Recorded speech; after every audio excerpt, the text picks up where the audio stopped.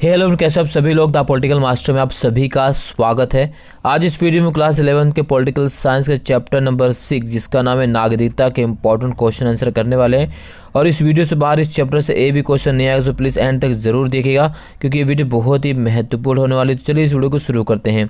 तो सबसे पहले क्वेश्चन देखते हैं दोस्तों कि नागरिकता क्या है। जी हाँ, नागरिकता शब्द अंग्रेजी के सिटीजन शब्द का हिंदी रूपांतरण है जिसका अर्थ है नगर निवासी। तो यहाँ से क्वेश्चन पूछा जाता है कि भाई नागरिक शब्द की उत्पत्ति किस भाषा से हुई। तो नागरिक जो है शब्द है वो अंग्रेजी के सिटीजन शब्द का हिंदी रूपांतरण है और जिसका अर्थ होता है नगर निवासी। ठीक है, यहाँ से क्वेश्चन पूछा जा सकता है।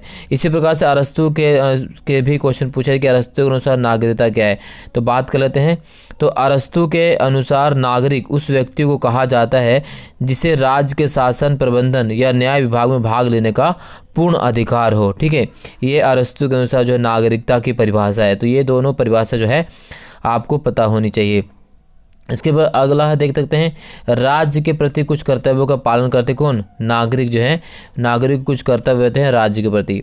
चलिए अब बात करते हैं नागरिकता की विशेषता, जहाँ से क्वेश्चन पूछा जा सकता है। तो नागरिकता की जो सबसे पहली विशेषता वो है राज्य की सदस्यता। जी हाँ, नागरिकता की जो पहली विशेषता मानी जाती है वो है राज्य की सदस्यता यानी मेंबरशिप ऑफ द स्टेट। नागरिकता की प्रथम विशेषता है कि नागरिक को किसी राज्य का सदस्य होना आवश्यक होता है, क्योंकि जब तक कोई व्यक्ति किसी राज्य का सदस्य नहीं होगा उसे उसकी नागरिकता नहीं मिलती है। ठीक है, एक राज्य का सदस्य होते हुए भी वह किसी दूसरे राज्य में अस्थायी तौर पर निवास कर सकता है। फॉर एग्जाम्पल के लिए यहाँ पर राज्य की जो बात की जाए वो देश की बात की जा रही है। जैसे भारत के बहुत सारे नागरिक अमेरिका, कनाडा, अन्य जगहों पर जाकर काम करते हैं, लेकिन रहते क्या है, वो भारतीय नागरिक रहते हैं, लेकिन कुछ समय के लिए काम करने के लिए अपने वो बाहर जाते हैं। दूसरा विशेषता नागरिकता की होती है वो होती है सर्वव्यापकता। ठीक है, तो आधुनिक नागरिकता की एक अन्य महत्वपूर्ण विशेषता क्या होती है, वह होती है सर्वव्यापकता। यह न केवल नगर निवासी बल्कि ग्रामों के लोगों, स्त्रियों और पुरुषों को भी प्राप्त होती है। ठीक है, नागरिकता प्रदान करते समय अमीर, गरीब, जाति पाति आदि को नहीं देखा जाता है। तीसरा, राज्य के प्रति भक्ति। नागरिक की तीसरी विशेषता है कि नागरिक अपने राज्य के प्रति क्या होता है, वफादारी रखता है। चौथा, अधिकारों का उपयोग। नागरिक को राज्य की ओर से कुछ अधिकार प्राप्त होते हैं और ये अधिकार राजनीतिक तथा सामाजिक दोनों प्रकार के अधिकार होते हैं। ठीक है, फॉर एग्जाम्पल अगर हम नागरिक तो हमें वोट देने का अधिकार है और चुनाव में लड़ने का अधिकार है, सरकारी पद प्राप्त करने का अधिकार है। तो इस प्रकार में अधिकार सामाजिक अधिकार भी होते हैं और राजनीतिक अधिकार भी प्रदान किए जाते हैं। बट साम्यवादी देशों में नागरिकों को आर्थिक अधिकार भी प्राप्त होते हैं। ठीक है, तो कर्तव्यों का पालन। तो नागरिकता की एक अन्य विशेषता यह है कि नागरिकों को राष्ट्र और समाज की उन्नति के लिए अपने कर्तव्यों का पालन करना पड़ता है और राज्य के कानूनों के ठीक है का निष्ठापूर्वक पालन करना प्रत्येक नागरिक कर्तव्य। जैसे एग्जाम्पल का हमारा कर्तव्य हमारे देश के प्रति क्या है, राष्ट्रगान का आदर करना, तिरंगे का सम्मान करना, संविधान का सम्मान करना, सार्वजनिक संपत्ति को नुकसान ना पहुंचाना, सरकार द्वारा बनाए कानूनों का पालन करना, ये हमारा कर्तव्य है। इसके अलावा सक्रिय योगदान। आधुनिक नागरिकता की एक महत्वपूर्ण विशेषता सामाजिक कल्याण के लिए सक्रिय योगदान देना भी है। ठीक है, तो ये नागरिकता की कुछ विशेषता जहाँ से क्वेश्चन पूछा जा सकता है। अगला है नागरिकता के प्रकार क्या, तो काइंड्स ऑफ सिटीजनशिप। तो यहाँ देख सकते हैं नागरिकता दो प्रकार की होती है। पहला जन्मजात और राज्यकृत। जन्मजात नागरिकता जन्म के नियम से नियमित होती है और जब विदेशियों को दूसरे देश की नागरिकता मिलती है तो उसे हम राज्यकृत नागरिकता कहते हैं। तो नागरिकता दो प्रकार की होती है, एक होती है जन्मजात जो जन्म से प्राप्त होती है और दूसरी होती है राज्यकृत, जब कोई व्यक्ति किसी दूसरे देश में नागरिकता जो है प्राप्त करने की कोशिश करता है वहाँ पर रहने के बाद, तो उसे हम राज्यकृत नागरिकता के नाम से जानते हैं। ठीक है, नागरिकता प्राप्त करने के तरीके। अब बात कर लेते हैं नागरिकता कैसे प्राप्त की जा सकती है। तो सबसे पहले जन्मजात नागरिकता प्राप्ति के ठीक है, तो जन्मजात नागरिकता दो तरीकों से प्राप्त होती है। पहले अगर हम बात करें तो पहली नागरिकता क्या होती है, वो होती है रक्त संबंधी सिद्धांत यानी ब्लड रिलेशनशिप। जन्मजात नागरिकता प्राप्त करने का प्रथा ढंग जो है वह है रक्त संबंध है। इस सिद्धांत के अनुसार बच्चे की नागरिकता का निर्णय उसके माता पिता की नागरिकता से होता है। जैसे मान लेते हैं कि कोई माता पिता भारतीय, अगर उसके बच्चे जन्म भारत से बाहर भी होता है तो उस बच्चे को अपने माता पिता की ही नागरिकता प्राप्त होती है, यानी वो बच्चे भी भारतीय कहलाएगा। बच्चे का जन्म किसी भी स्थान पर क्यों ना हो, उसे अपने पिता की ही नागरिकता प्राप्त होती है। भारत में इसी सिद्धांत का जो है पालन किया जाता है। एक भारतीय नागरिक का बच्चा कहीं भी पैदा हो, चाहे जापान में चाहे अमेरिका में, वो भारतीय ही कहलाएगा। इसी तरह एक अंग्रेज का बच्चा कहीं भी पैदा हो, चाहे फ्रांस में चाहे भारत में, अंग्रेजी कहलाएगा। एक जर्मन का बच्चा जहाँ कहीं उत्पन्न हुआ हो जर्मनी कहलाएगा। ठीक है, फ्रांस, इटली, स्विट्जरलैंड तथा स्वीडन में भी इसी सिद्धांत को अपनाया गया है। अगला है जन्म स्थान सिद्धांत, बर्थ प्लेस। बर्थ प्लेस क्या है? इस सिद्धांत के अनुसार बच्चे की नागरिकता का निर्णय उसके जन्म स्थान के आधार पर किया जाता है। इस सिद्धांत के अनुसार बच्चे को उसी देश की नागरिकता प्राप्त होती है जिस देश की भूमि पर उसका जन्म हुआ हो। बच्चे के पिता की नागरिकता को ध्यान में नहीं रखा जाता। ठीक है, इसलिए कहाँ है? अर्जेंटीना में यह सिद्धांत लागू है। अर्जेंटीना में यदि कोई विदेशी और सैर के लिए जाते हैं और उनकी संतान अर्जेंटीना में उत्पन्न होती है तो बच्चे को अर्जेंटीना की नागरिकता प्राप्त होती है। एक भारतीय संतान को जिसका जन्म जापान हुआ हो जापानी नागरिक माना जाएगा। तो यह है जन्म स्थान सिद्धांत। ठीक है, इसको भी आपको रखना याद। अब राज्यकृत नागरिकता प्राप्त करने के तरीके कौन, यानी राज्य के लिए कैसे भी नागरिकता हम अप्लाई कर सकते हैं, वो कैसे तरीके कौन कौन से हैं। ठीक है, तो सबसे पहले जान लेते हैं राज्यकृत नागरिक कौन होते हैं।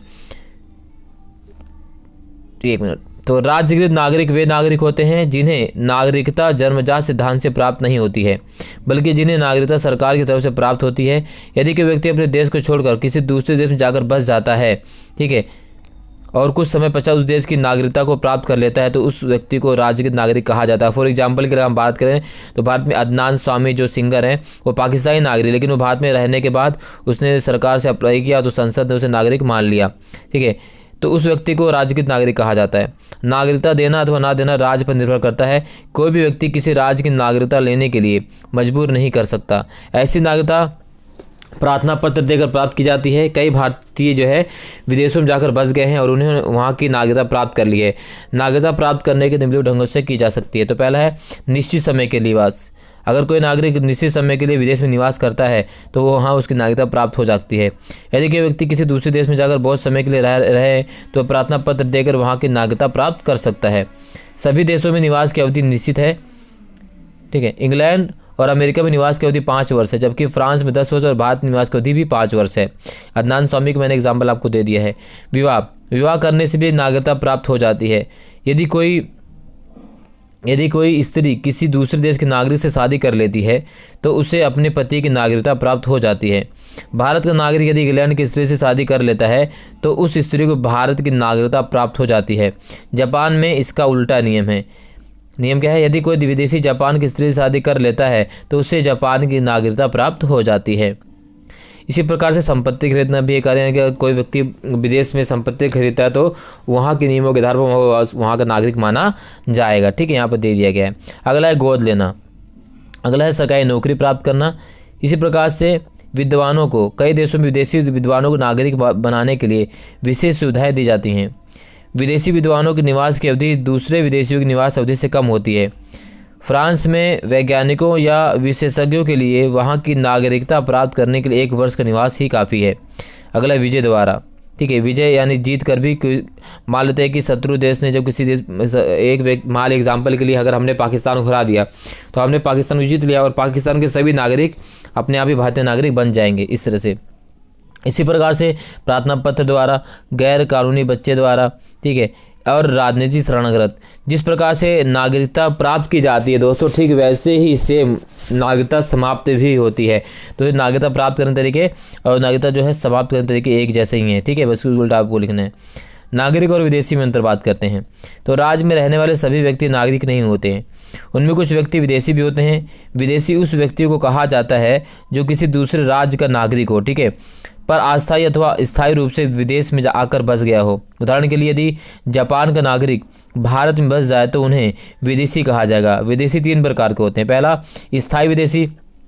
स्थायी विदेशी वो होते हैं जो लंबे समय तक वहीं पर रहते वहीं पे काम करते रहते हैं। यानी स्थायी विदेशी उन व्यक्तियों को कहा जाता है जो अपने देश को छोड़कर दूसरे देश में बस जाते हैं। वे अपना व्यवसाय वहीं आरंभ कर देते हैं, उनमें अपने देश वापस जाने की इच्छा नहीं होती है, अर्थात उनका निश्चय स्थायी रूप से वहीं रहने का होता है।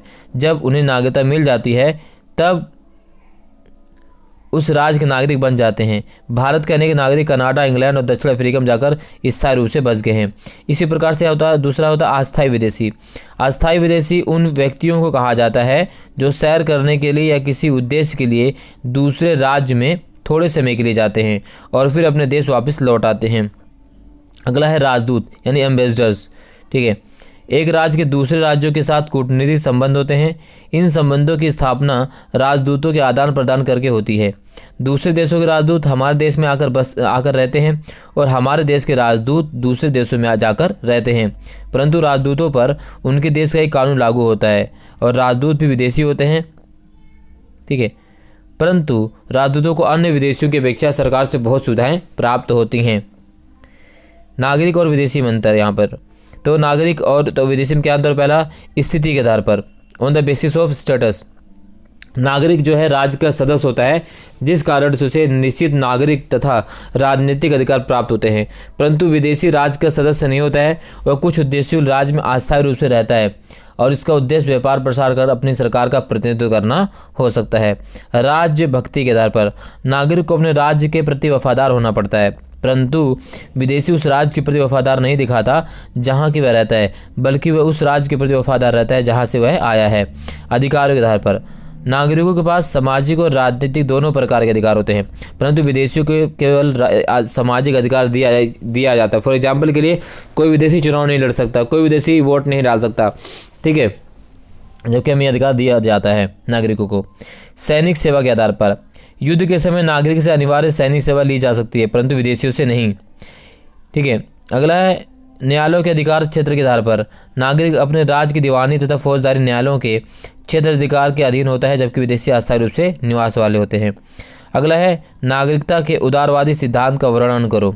तो नागरिकता उदारवादी सिद्धांत क्या है? उदारवादी सिद्धांत के अनुसार नागरिकता का मूल आधार नागरिक अधिकार है। यह सिद्धांत अधिकारों के विकास में विश्वास करता है, इसलिए इस सिद्धांत को नागरिकता का विकासात्मक सिद्धांत कहा जाता है। टी.एच. मार्शल इस सिद्धांत के मुख्य समर्थक हैं। टी.एच. मार्शल ने इस सिद्धांत का वर्णन अपनी प्रसिद्ध पुस्तक नागरिकता और सामाजिक वर्ग में किया है।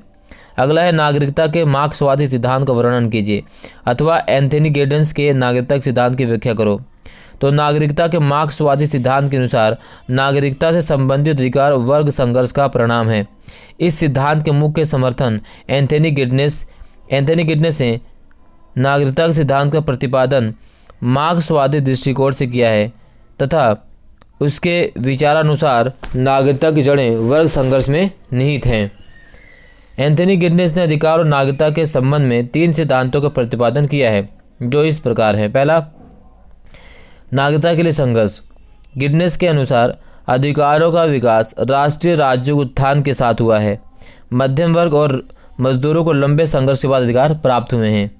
ठीक है, दूसरा है नागरिकता तथा राजनीतिक अधिकारों का विकास साथ साथ हुआ है। गिड्स के अनुसार नागरिक तथा राजनीतिक अधिकारों का विकास साथ साथ हुआ है। नागरिक अधिकारों ने पूंजीपति वर्ग को मजबूर किया, तो राजनीतिक अधिकारों ने इस और अधिक बल प्रदान किया। इसी प्रकार से अधिकार तथा स्वतंत्रता केवल बुजुर्ग वर्ग के लिए है, ये भी गिड्स का मानना है। ठीक है, इसके बाद है नागरिकता के बहुलवादी सिद्धांत। तो बहुलवादी सिद्धांत भी क्वेश्चन पूछा जा सकता है, तो उसको भी आप यहाँ पर देख सकते हैं। ठीक है, ठीक है, ये सारी चीज़ यहाँ पर हमने दे देखी हैं दोस्तों। तो ये है, इसके अलावा कुछ 1 नंबर से 2 नंबर से भी क्वेश्चन जो है नागरिकता से पूछे जा सकते हैं। ठीक है, जैसे किन्हीं 2 साधनों नाम लिखे जिनसे नागरिकता समाप्त हो जाती है, तो लंबी अनुपस्थिति, पराजय द्वारा। ठीक है, उदारवादी सिद्धांत के जनक कौन है? तो टी.एच. मार्शल हैं। और स्वेच्छातंत्रवादी सिद्धांत का समर्थन किसने? रॉबर्ट नाजिक ने किया है। तो इस तरह से 1 नंबर के 2 नंबर से भी क्वेश्चन पूछे जा सकते हैं दोस्तों। तो इस चैप्टर से जितने भी क्वेश्चन इंपॉर्टेंट हमने इसमें शामिल कर दिया है। इस वीडियो में बस इतना ही दोस्तों। वीडियो अच्छी लगी तो लाइक शेयर कमेंट जरूर कीजिएगा। चैनल पर नए हैं तो चैनल को सब्सक्राइब करना बिल्कुल भी मत भूलिएगा। बहुत बहुत धन्यवाद। जय हिंद।